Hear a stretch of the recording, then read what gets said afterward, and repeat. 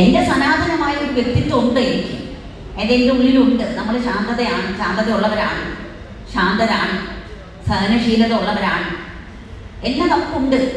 പക്ഷേ വേറെ ആരെങ്കിലും ഒരു സെക്കൻഡ് രണ്ടാമത്തെ ഒരാൾ വരുമ്പം എൻ്റെ എല്ലാം പോയി.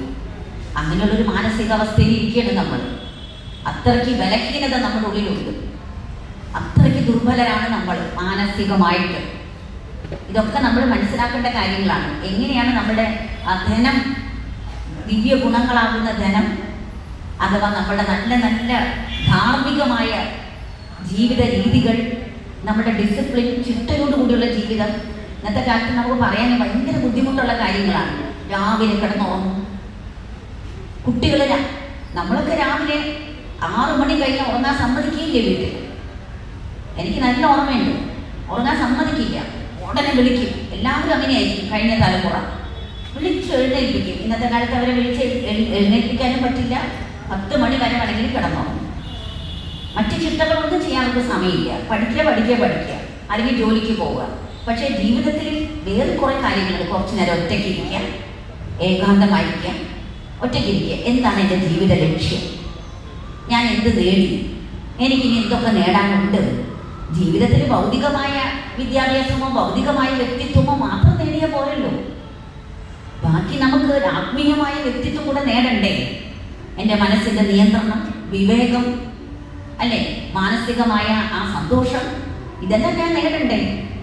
ഇതും ഞാൻ നേടേണ്ട സമ്പത്താണ്. അതുകൊണ്ട് ഇവിടെ നമ്മൾ പഠിപ്പിക്കുന്ന കാര്യങ്ങൾ എന്താണെന്ന് വെച്ചാൽ, രാജയോഗം ഇതൊക്കെയാണ് പറയുന്നത്. രാജയോഗം നമ്മുടെ വളരെ വലിയൊരു ജീവിത ശൈലിയാണ്.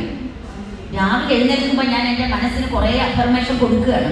ഇന്നത്തെ ദിവസം മുഴുവനും ഞാൻ ശാന്തമായിട്ടിരിക്കണം, എല്ലാവരെയും കാണുമ്പോഴും പുഞ്ചിരിക്കണം, എനിക്ക് എല്ലാവരും എൻ്റെ കൂടെയുള്ള സഹോദര ആത്മാക്കളെ കാണുമ്പോൾ എനിക്ക് സന്തോഷം ഉണ്ടാവണം. എൻ്റെ ഉള്ളിനുള്ളിൽ എനിക്കൊരു ദിവസം കിട്ടി. ഇന്നത്തെ ദിവസം, ഈ ദിവസം മുഴുവൻ ഞാൻ പുണ്യകർമ്മം ചെയ്യണം, ഞാനും സന്തോഷിക്കണം, എല്ലാവരെയും സന്തോഷിപ്പിക്കണം, എനിക്ക് മനസ്സംതൃപ്തി വേണം, എനിക്ക് എല്ലാവരെയും സംതൃപ്തിപ്പെടുത്താൻ സാധിക്കണം.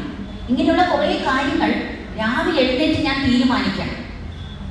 ഇതെൻ്റെ മാനസികമായ ആത്മീയമായ വ്യക്തിത്വത്തിൻ്റെ ഒരു പാർട്ടാണ്. പക്ഷെ എൻ്റെ ആത്മീയ വ്യക്തിത്വം ഡെവലപ്പ് ചെയ്യണം, അതിനെ ഞാൻ പുറത്തോട്ട് കൊണ്ടുവരണമെന്ന് ഞാൻ ചിന്തിക്കാതെ എങ്ങനെ സാധിക്കും? അങ്ങനെ ഒരു ജീവിത ലക്ഷ്യം ഞാൻ കൊണ്ടുവരാതെ എനിക്ക് അങ്ങനെ അത് സാധിക്കും? ഒരിക്കലും സാധിക്കില്ല. അതുകൊണ്ട് ആദ്യം ഞാൻ ചിന്തിക്കണം, ഞാൻ ചിന്തിക്കണം എനിക്ക് വേണ്ടി, മറ്റുള്ളവർക്ക് വേണ്ടിയല്ല. മറ്റുള്ളവരെല്ലാം രണ്ടാമതേ വരുന്നുള്ളൂ. എനിക്ക് എൻ്റെ ജീവിതത്തിൽ ഞാൻ നന്നായാലേ എല്ലാ കാര്യവും നടക്കും.